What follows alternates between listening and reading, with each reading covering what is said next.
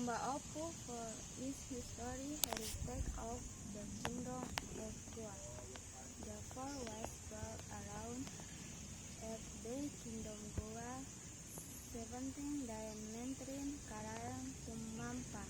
This is colonel that protect the royal capital and its main trading spot. During the reign of Sultan Hasanuddin,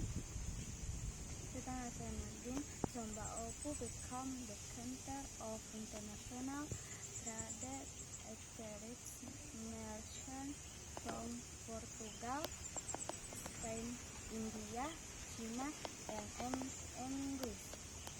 However, the for centuries the fort was buried under mud until it was being covered and destroyed in the cultural.